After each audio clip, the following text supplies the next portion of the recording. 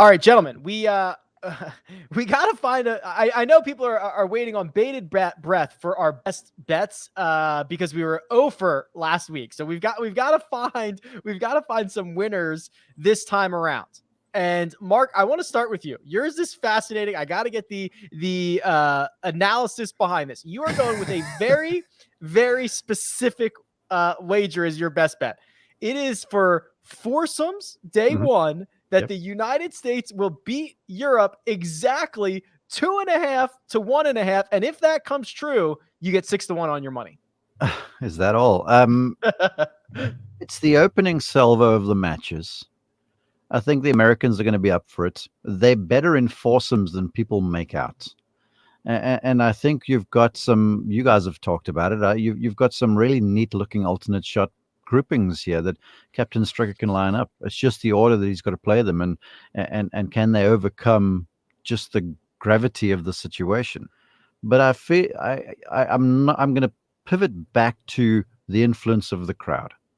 It's going to be huge, and the folks are going to be at a froth on Friday morning, and they are going to lift these guys to levels of adrenaline that are just off the charts. And so I feel like the Americans, they parlay that into a lead in foursomes, which is going to be good for them because that sets them up for a big afternoon with 4 balls later in the day.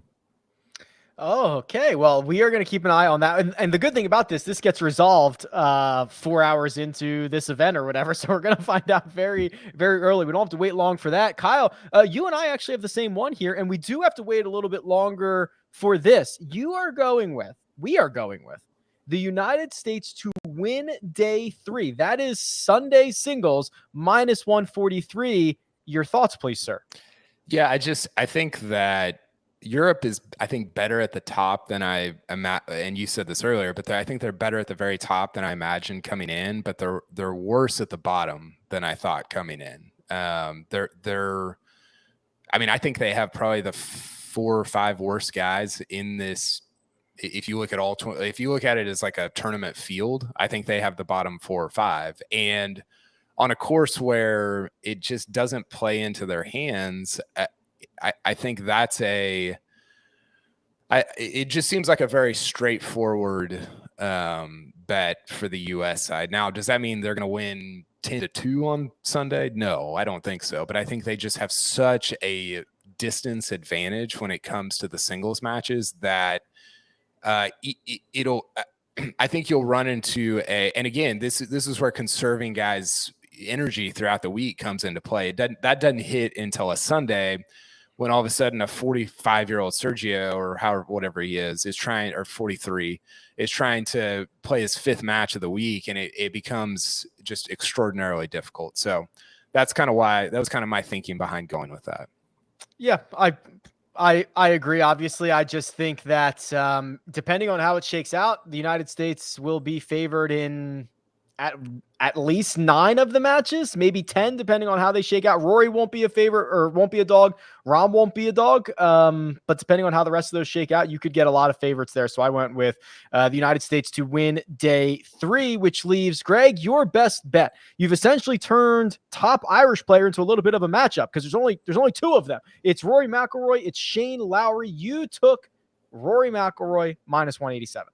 Yes, I think, first of all, we need to get a win on the board here. We got to get some red on the board early. So I need a win in the best bet.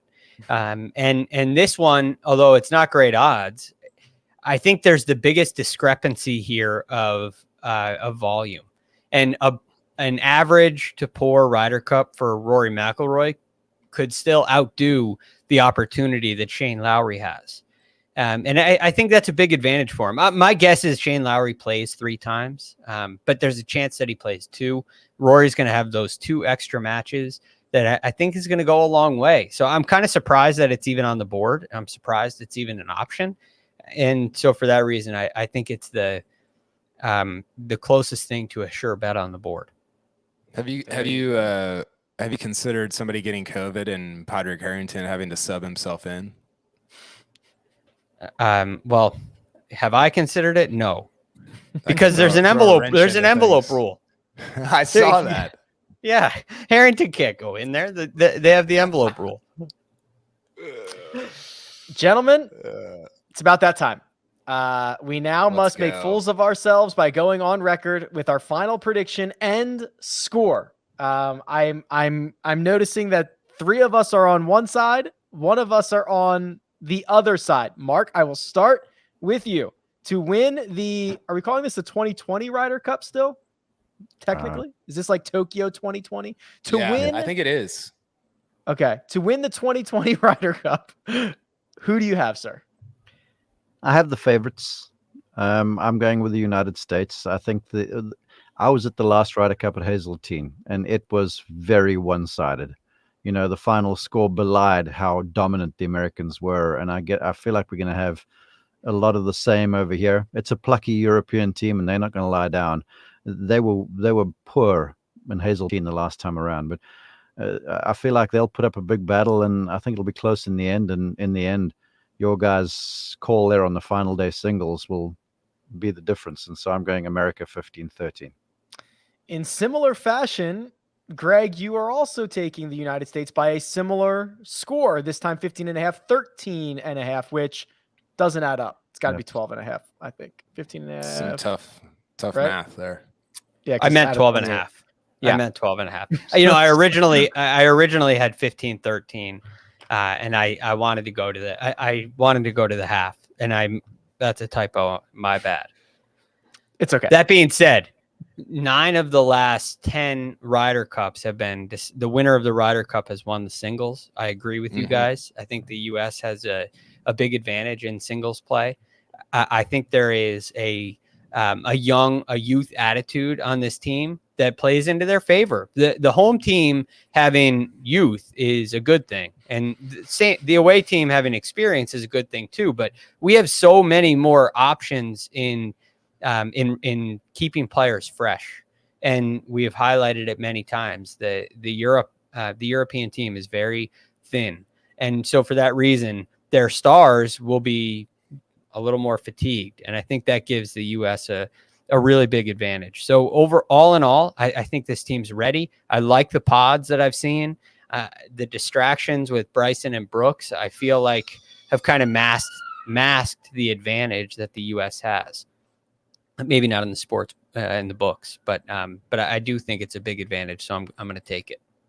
Speaking of big advantages, Kyle, you have predicted the largest rout out of all of us. Your pick, please.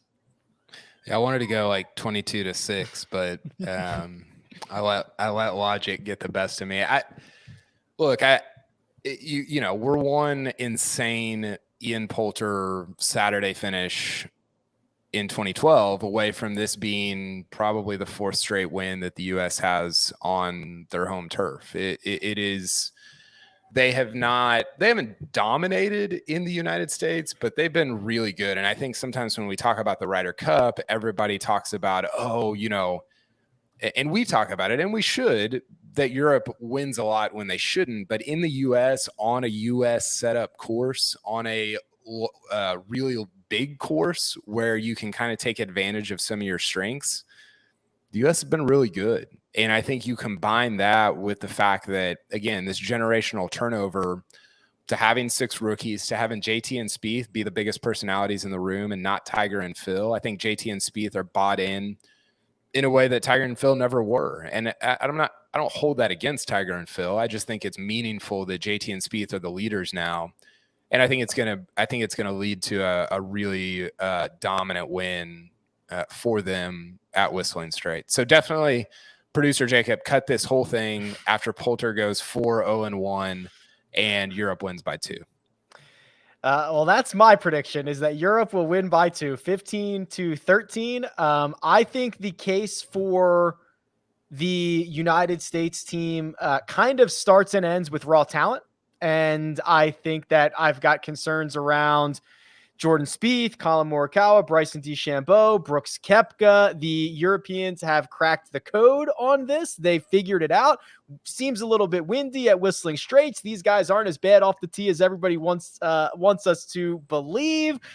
They're very top heavy. I don't know, man. Just give the plus 200 and let me roll with the Euros. You've What do made a very compelling case there. I got to tell you, after you listen, I'm listening to you going, he's right. You know, that's right.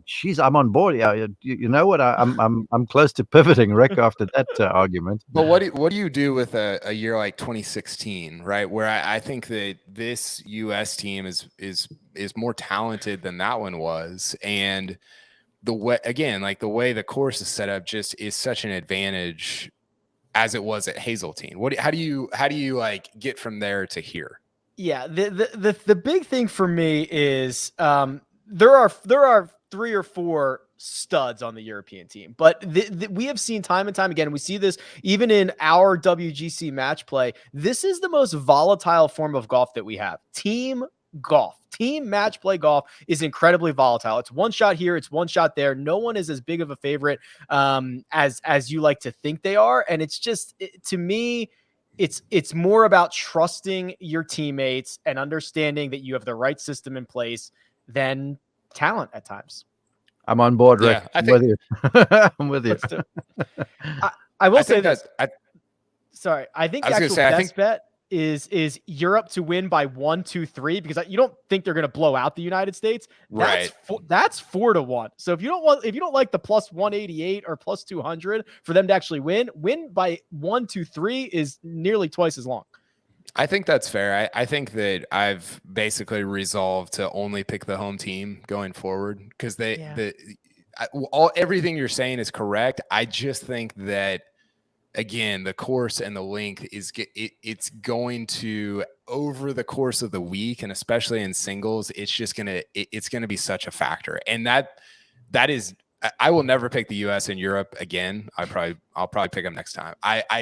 In my mind, I'd never want to pick the US and Europe again because they remove that. They erase that. They erase that advantage. They go to places like Le Golf National. They set it up with thin fairways and high rough. And yeah, their stars struggle. Rory and Rahm struggled in Paris last time, but it didn't matter because everybody else, just destroyed a U.S. team that's built very much like Rahm and Rory. So, yeah, all that to say, I think Whistling Straits in the end is going to play right into the US's hands. And it might not be until Sunday singles, but I think eventually they will end up victorious.